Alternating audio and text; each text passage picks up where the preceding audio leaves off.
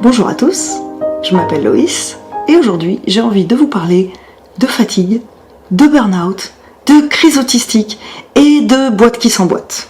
Petit trigger warning, on va parler de dépression et de suicide. Donc si c'est pas ok pour vous, vaut mieux passer votre chemin. Surtout prenez soin de vous et faites-vous aider. Vous méritez mieux. Julie Dachez a fait il y a quelques années une vidéo pour expliquer la fatigabilité des autistes en se basant sur la théorie des cuillères. Théorie développée par une femme atteinte d'une maladie chronique. Je cautionne à 100% la démonstration de Julie Dachez, mais j'aimerais aujourd'hui aller un peu plus loin en faisant le lien avec les crises autistiques, crises d'angoisse, burn-out et autres dépressions qui sont causées par cette fatigabilité lorsque nos besoins ne sont pas respectés. Même si Julie Dachez en explique la raison dans sa vidéo, j'ai un peu de mal personnellement avec l'image des cuillères, l'objet n'ayant pas de lien direct avec la fatigue. Je ferai peut-être une vidéo pour expliquer ça un jour, mais de manière générale, j'ai du mal à utiliser une expression imagée lorsque je ne fais pas le lien entre l'image et le sens de l'expression. Et là, cuillère, fatigue, j'y arrive pas. De mon côté, je visualise mes réserves d'énergie comme des boîtes. Donc ma démonstration se basera sur mon image mentale et non sur celle utilisée par Julie Dachez, mais le concept reste le même. Imaginez qu'à la naissance, vous arriviez avec un capital vie de 120 années d'énergie. Jeanne Calment nous a prouvé que c'était possible, alors soyons optimistes. Ce sera certainement la dernière fois de la vidéo qu'on le saura. J'aimerais que vous visualisiez ça comme une immense boîte remplie d'un magnifique liquide bleu. Pourquoi bleu? Parce que le bleu c'est beau, c'est ma couleur préférée, et comme c'est ma vision, c'est moi qui décide. À l'intérieur de cette immense boîte de 120 ans, il y a 120 boîtes d'une année. Chacune de ces boîtes d'une année contient elle-même 12 boîtes d'un mois, qui elles-mêmes contiennent, on va arrondir, 30 boîtes d'une journée. Et ces boîtes d'une journée contiennent 24 boîtes d'une heure, vous avez compris le concept. À partir du moment où je suis réveillée le matin, en admettant que je sois en pleine forme, ce qui est rarement le cas, et donc avec mes 24 boîtes d'une heure remplies à ras-bord, je commence à creuser dans la première boîte d'une heure. En fonction de ce que je vais vivre, je vais vider plus ou moins vite ma première boîte d'une heure. Et il se peut qu'en seulement 5 minutes, je l'ai entièrement vidée. Parce que beaucoup de stress, de stimuli, trop de choses à faire par rapport à l'énergie disponible. À ce moment-là, je vais donc commencer à creuser dans ma deuxième boîte d'une heure, alors que, rappelons-le, ça fait 5 minutes que je suis réveillée. Et ensuite, dans celle de la troisième heure. Je peux donc me retrouver à midi avec mes 24 boîtes de la journée déjà vides. Quand c'est le cas, je vais devoir du coup me servir dans les boîtes du lendemain. Sauf si je peux me reposer pour remplir mes boîtes vides en faisant une sieste par exemple. Il se peut donc parfois que le lundi à midi, j'ai déjà épuisé les boîtes de toute ma semaine. Surtout si elles n'étaient pas pleines dès le départ, on y reviendra. Dans ces cas-là, même avec un week-end en mode larve inanimée, j'aurais du mal à remplir suffisamment toutes mes boîtes pour gérer la semaine suivante. Et les week-ends de larve inanimée, c'est presque tous mes week-ends. Je vais donc entamer la semaine suivante avec des boîtes à moitié vides, qui m'obligeront du coup à taper dans celle de la semaine suivante, et ainsi de suite. Je vais ainsi vivre ma vie en étant en permanence en dette d'énergie, devant utiliser les boîtes de mon avenir pour gérer mon présent. Mais vous me direz, qu'est-ce qui se passe lorsque toutes les boîtes sont vides? Oui, les 120 ans potentiels d'énergie vitale, tous vides. Vous pensez que c'est impossible d'avoir vidé toutes ces boîtes à mon âge? Détrompez-vous. Je me souviens d'une conversation précise avec une amie alors que j'avais 34 ans. Je me souviens lui avoir dit que j'étais déjà épuisée de vivre. J'avais la sensation que juste être en état d'éveil, sans rien faire, c'était déjà réduire mon espérance de vie et mon capital santé. J'étais en fait en train de débuter mon plus gros burn-out autistique à ce jour, mais j'en avais pas conscience à l'époque, ne me sachant pas encore autiste. Et c'était pas la première fois que je vivais cette sensation. La première fois que je me souviens l'avoir vécue, j'étais à la fac. J'avais à peine une vingtaine d'années et j'étais déjà vidée de tout mon capital. J'étais en 3e année de licence, j'avais une année très chargée, j'avais passé mon permis de conduire, ce qui a été un véritable cauchemar pour moi. Plus une vie normale d'étudiante, les cours, les soirées, la vie amoureuse. Je croyais encore à cette époque pouvoir vivre comme n'importe qui, mais c'était beaucoup trop pour moi en fait. Cette année-là, j'ai même été admise aux urgences parce que je suis tombée d'épuisement un dimanche matin chez mes parents. Je venais de me réveiller et j'ai fait un malaise en attrapant une bouteille d'eau. Une bouteille d'eau, ça pèse à tout casser 1,5 kg. C'était trop lourd pour moi. Je suis tombée d'épuisement sous le poids de cette bouteille d'1,5 kg alors que j'avais 20 ans et que j'étais censée être en pleine santé. Je sais pas si ça vous donne une idée de mon état d'épuisement. J'ai redoublé mon année de licence cette année-là, c'est ce qui m'a permis de recharger mes boîtes. J'avais que très peu de cours à suivre et seulement quelques missions d'intérim une fois de temps en temps. Dans l'ensemble, j'étais majoritairement inoccupée et c'est ce qui m'a sauvée.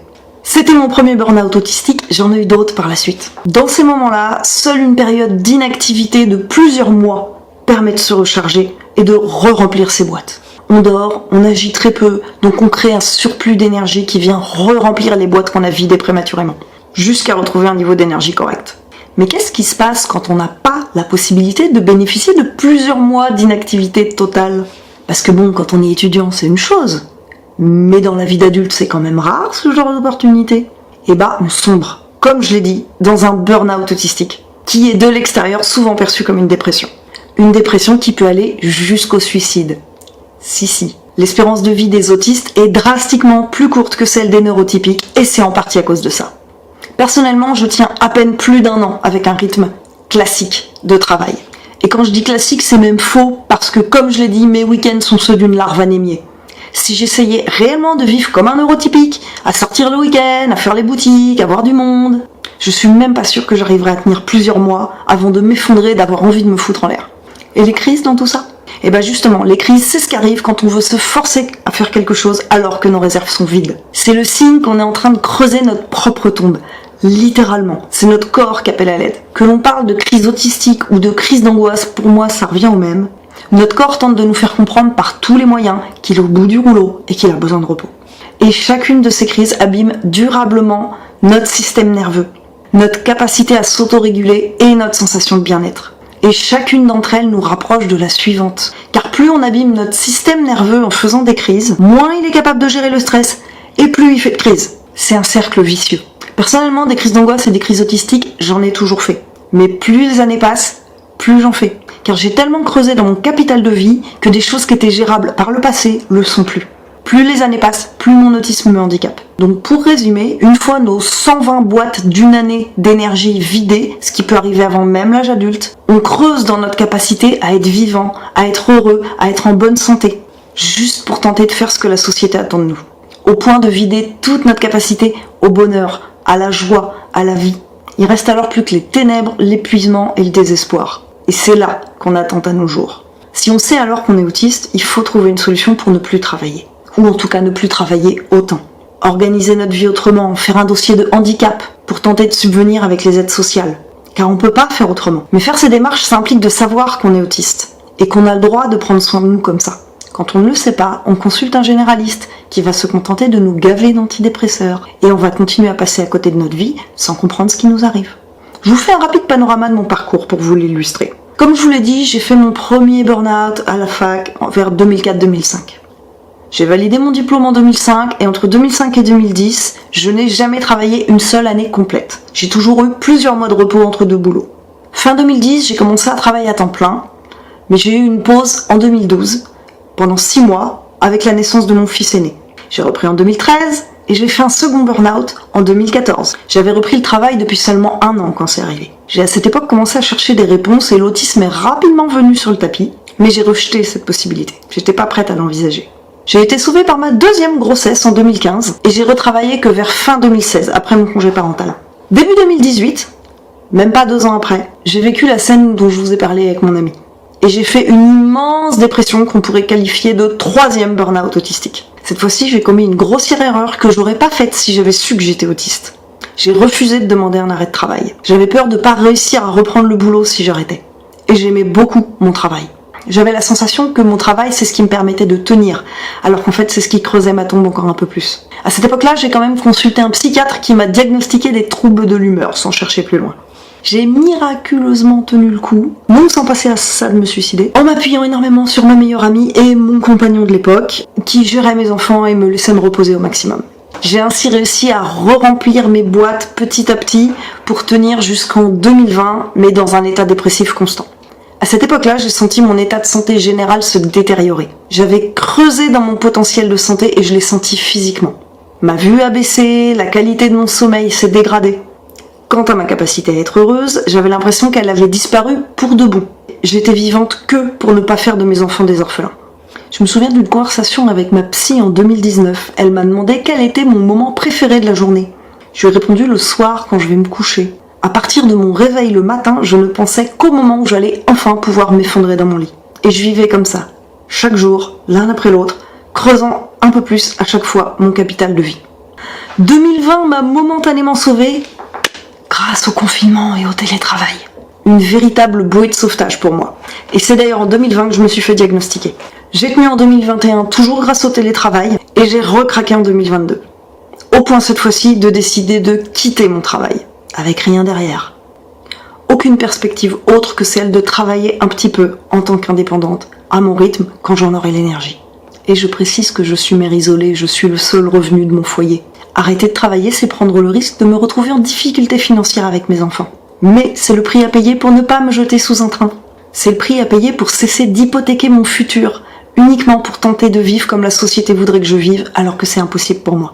Aujourd'hui, en 2023, après presque 2 mois d'inactivité totale, je n'ai toujours pas retrouvé ma capacité à ressentir de la joie qui, pour moi, a disparu en 2018. Et je sais pas encore si je retrouverai cette capacité un jour, je l'espère. Voilà ce que peut générer la fatigabilité chez les autistes. On parle pas seulement d'une bonne nuit de sommeil pour se retaper ou même d'un mois de vacances. On parle de suicide. On parle de creuser durablement son capital santé. Et on parle d'incapacité totale à ressentir des émotions positives. On parle de ne plus être capable de ressentir de l'espoir ou de croire qu'un jour la vie sera facile. Ce que j'ai perdu en 2018 en refusant d'écouter mes besoins, je le récupérerai peut-être jamais. En admettant que j'avais au départ 120 années potentielles de vie devant moi, je suis convaincue aujourd'hui d'en avoir perdu plusieurs, uniquement liées à l'autisme et à la non prise en compte de mes besoins par moi-même. Personne m'a fait subir ça. Je me le suis faite à moi-même, car j'ai cru pouvoir vivre comme les neurotypiques, j'ai cru devoir vivre comme les neurotypiques. Si j'avais pas fini par savoir que j'étais autiste, je me serais sûrement forcée à continuer malgré tout, car le monde entier me renvoyait que j'aurais dû réussir à vivre comme ça, et que c'était pas normal que j'y arrive pas. La discrimination qui est exercée sur les personnes autistes, elle est structurelle. Elle a même pas besoin de les viser directement, juste d'imposer au niveau sociétal un standard qui nous est complètement inaccessible. Et nous oblige à vivre dans la précarité financière si on veut pouvoir maintenir notre état de santé mentale. Donc la prochaine fois que quelqu'un vous dira qu'il est autiste et que vous aurez envie de lui répondre « Ah bon, ça se voit pas !» Demandez-vous si en faisant ça, vous n'êtes pas en train de lui tendre une corde qu'il va finir par se mettre autour du cou. Et c'est ça le prix de la négation de l'autisme et de nos besoins spécifiques. Merci à vous pour votre attention et surtout, prenez soin de vous.